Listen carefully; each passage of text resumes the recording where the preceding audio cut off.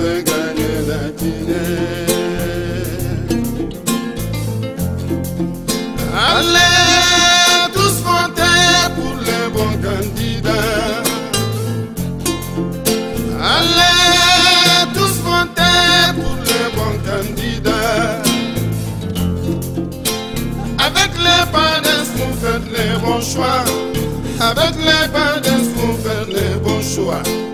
Avec les PADES, vous faites les bons choix. Avec les PADES, vous faites les bons choix. C'est les PADES qui fait gagner la Guinée. C'est les PADES qui fait gagner la Guinée. Qui est le meilleur pour les Guinéens? Qui est le meilleur pour les Guinéens? C'est lui qu'on veut nous éduquer. Dans ton cas, va nous faire progresser. Bonjour et bienvenue à cette Assemblée Générale. C'est le lieu d'échanger sur les différentes questions qui concernent la vie de notre nation. Et aujourd'hui, nous sommes tous en Guinée. Nous savons que notre pays est en panne. Le pays est en panne sur tous les plans. Sur le plan économique, sur le plan de la santé, sur le plan social, sur le plan politique, tout est paralysé. Pourquoi? Mais certaines actions doivent nous interpeller parce que nous avons l'impression que cela est fait à dessein. Je vais m'attarder sur le cas particulier de la Cour constitutionnelle. Et à l'entame de mes propos, je vais préciser que la position du PADES sur cette question n'a pas changé. Le parti ne s'intéresse pas à des questions de personnes. Mais nous avons le devoir, en tant que Guinéens, de sauvegarder l'intégrité et la survie des institutions de notre pays. C'est un devoir sacré.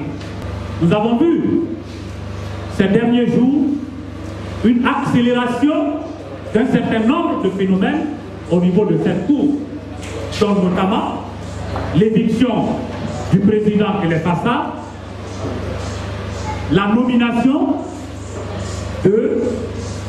d'un nouveau président et d'un vice-président. Et surtout, un décret présidentiel qui confirme cela. Nous avons dit que ce acte n'est pas légal. La loi prévoit le mode de remplacement des éléments de la Cour constitutionnelle. La loi le prévoit. Parce qu'on ne peut pas à la fois être juge et partie, ce n'est pas possible. Nous avons dit que la procédure a été violée. La procédure a été violée en ce sens qu'il reviendrait à la Cour suprême de constater effectivement qu'il y a vacance ou qu'il y a impossibilité pour l'ancien président d'exercer et d'en tirer les conséquences. Mais cela n'a pas été le cas. C'est plutôt des conseillers qui sont aussi membres de la Cour constitutionnelle qui ont pris un arrêt pour opérer un changement au niveau de la Cour constitutionnelle. Nous ne parlons pas des raisons. Quelles que soient les raisons évoquées, il n'est pas de notre devoir de l'apprécier. Je pense que la justice est là pour ça. Et justement, la Constitution a prévu la séparation des pouvoirs. Le pouvoir exécutif, le pouvoir législatif et le pouvoir judiciaire. Lorsqu'il y a des problèmes, des voies de recours ont été prévues en l'occurrence. Parce que quand on voit la vitesse à laquelle tout cela se fait, on est amené à se poser des questions réellement.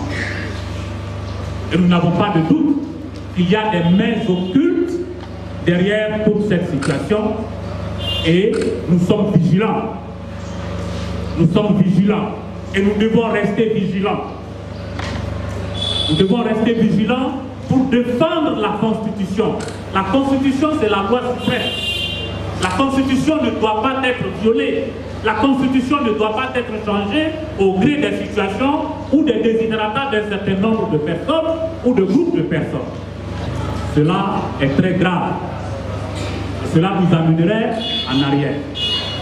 Nous avons longuement combattu. Certaines personnes ont perdu de leur vie pour que nous arrivions aujourd'hui à la situation que nous vivons. Il y a eu des avancées. Ces avancées sont des acquis. Nous devons préserver ces acquis. Nous devons faire en sorte que la loi soit le référentiel suprême lorsque nous devons agir en Guinée. Ce qui malheureusement n'a pas été le cas. Aujourd'hui, nous sommes bel et bien dans une situation vraiment paradoxale, puisqu'il y a deux présidents à la Cour constitutionnelle. C'est vrai qu'il y a eu un décret, mais que les façades se réclament toujours président de la Cour constitutionnelle. Voilà la situation que nous vivons. Or, la Cour constitutionnelle est l'un des éléments du pouvoir judiciaire. La Cour constitutionnelle, comme son nom l'indique, veille sur la conformité de tous les actes et de toutes les décisions par rapport à la Constitution, mais aussi est celui qui intervient lors des élections et du référendum. Donc la position de la Cour constitutionnelle est très importante. Nous allons bientôt rentrer dans une phase électorale. Nous avons des élections législatives à vue. Nous avons aussi des élections présidentielles à vue. Alors qu'est-ce qui va se passer? Ce qui va se passer, vous conviendrez avec moi, que la crédibilité de l'instance qui est chargée vraiment de rassurer la population est entachée aujourd'hui. Aujourd'hui, la population n'a plus confiance en cette Cour constitutionnelle. C'est ça la réalité. Aujourd'hui, comment cette Cour constitutionnelle avec deux présidents, avec des membres qui sont admis dans des conditions illégales, peut-elle trancher des problèmes aussi importants que ceux des élections que nous allons vivre? Comment cela va-t-il se faire? Voilà le vrai problème. Voilà la situation dans laquelle on nous amène petit à petit et nous sommes en train de glisser, je vous dis, vers une paralysie totale de cette institution. Mais nous serons vigilants. Nous devons être vigilants et nous devons nous battre. Nous ne devons pas accepter que notre constitution, qui est notre loi suprême, soit foulée aux pieds. Cela n'est pas du tout normal. Nous ne disons pas aux PADES que nous descendons dans la rue pour un oui ou pour un non. Nous n'allons pas pour casser des vitres, non. Nous allons réfléchir. Nous sommes en train de mettre en place un cadre de réflexion dans ce sens pour voir quelles sont les mesures idoines que nous allons prendre pour vraiment barrer le chemin à ces personnes qui sont aujourd'hui en train de faire honte à notre pays. Mais vous avez vu, nous sortons des élections communales. Ça fait combien de mois? Depuis le mois de février, nous avons fait ces élections. C'est le seul pays. Même les pays en guerre à côté font des élections, donnent des résultats et installent les vainqueurs dans leurs fonctions quelque temps après les élections. Mais pourquoi la Guinée fait exception? Est-ce que la Guinée est sur une autre planète? Moi, je me pose la question. Comment cela est-il possible? C'est très simple. Parce qu'on ne veut pas faire les choses comme elles doivent être faites. Parce qu'on veut tricher simplement pour gagner, parce qu'on n'a plus la légitimité aujourd'hui sur le terrain. Moi, je viens de l'intérieur du pays et je vous assure que j'ai constaté un désamour total des populations à l'intérieur du pays.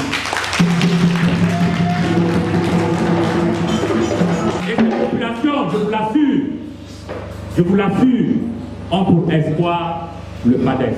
Elles me l'ont dit, ces populations. Alors autant nous avions dit pendant les élections, Parce que lorsque ces élections ne sont pas bien faites, toutes les décisions et les actions qui vont en découler ne seront pas bonnes.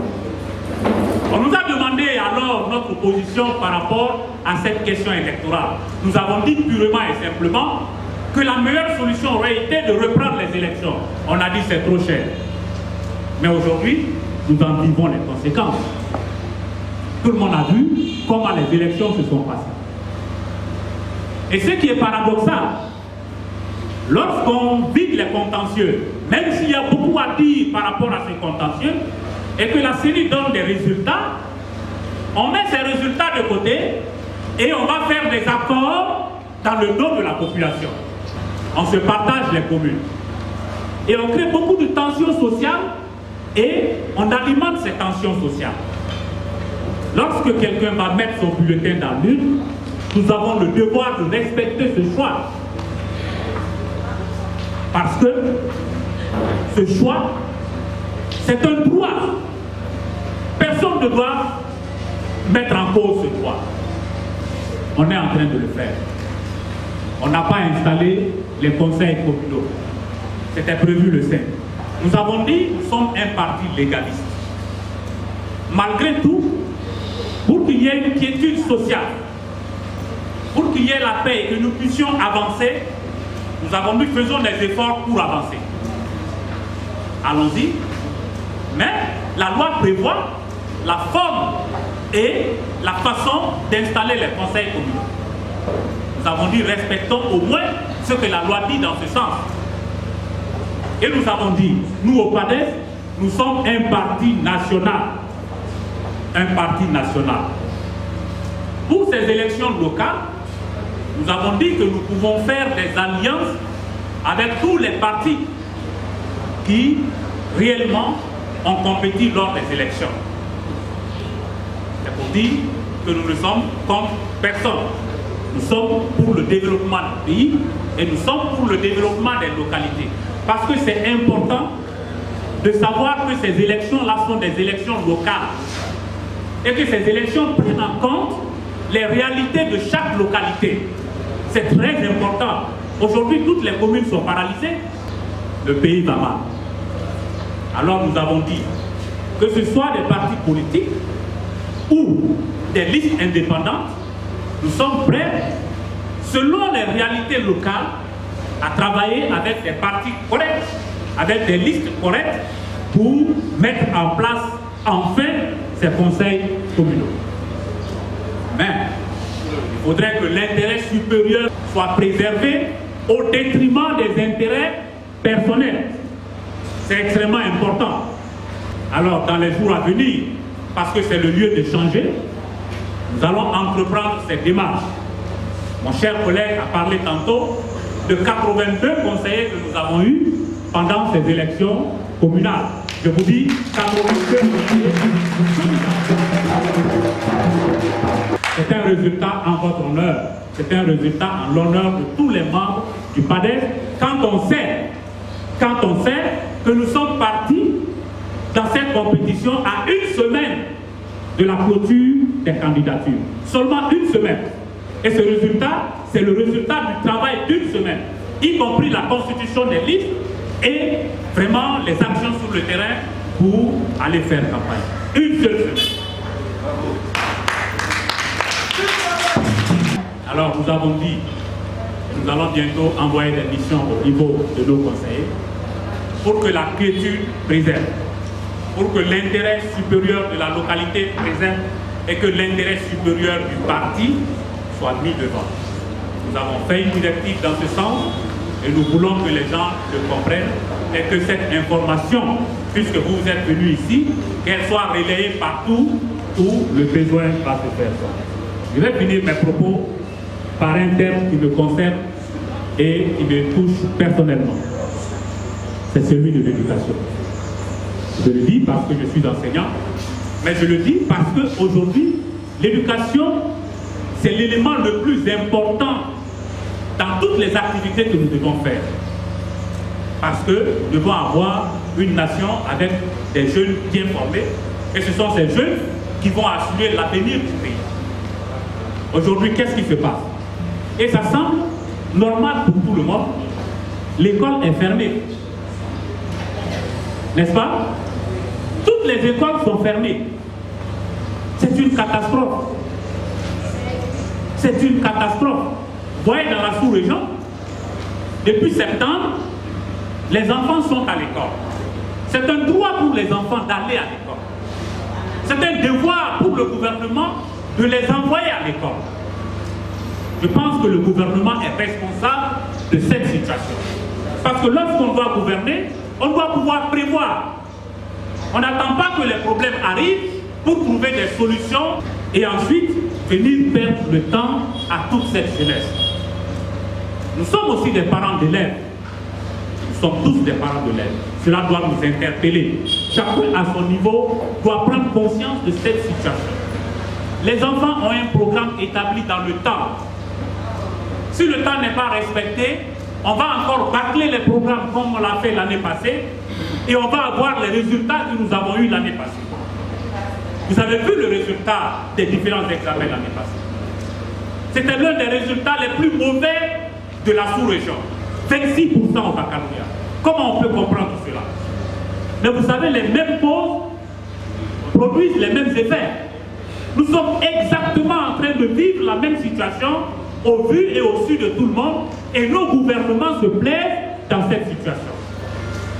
C'est une catastrophe, il faut que nous nous réveillons. Il faut que nous nous réveillons parce qu'il s'agit de l'avenir de nos enfants. Il faut que nous nous levions parce qu'il s'agit de l'avenir de notre nation. Cela est extrêmement important, mes chers frères. C'est vraiment important. Nous ne pouvons pas laisser cette situation de chien-lit s'étaler et continuer dans notre pays. C'est une honte pour la Guinée. La Guinée a produit de grands cadres. Nous avons été pionniers dans l'éducation. Même lorsque les Français sont partis, vous avez vu avec quelle détermination alors les autorités se sont battues pour que l'éducation soit préservée. Nous sommes le fruit de cet effort-là. Mais nous aussi, nous avons le devoir de laisser à nos enfants et à notre postérité une situation qui nous permette de vivre et de pouvoir s'en sortir et de développer le pays. Est-ce que nous sommes en train de le faire? Alors nous devons nous lever, mes chers frères.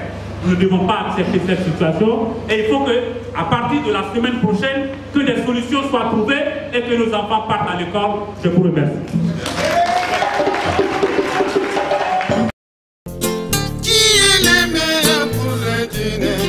C'est PADES qui fait gagner la Guinée.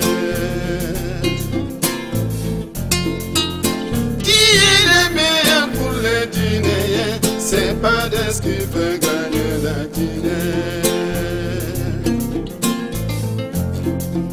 Allez tous voter pour les bons candidats. Allez tous voter pour les bons candidats. Avec les PADES, vous faites les bons choix. Avec les PADES, vous faites les bons choix. Avec les PADES, vous faites les bons choix. Avec les PADES, vous faites les bons choix. C'est les PADES qui fait gagner la Guinée. C'est les PADES qui fait gagner la Guinée. Qui est le meilleur pour les Guinéens? Qui est le meilleur pour les Guinéens? C'est lui qu'on veut nous éduquer. Dans ton cas, va nous faire progresser.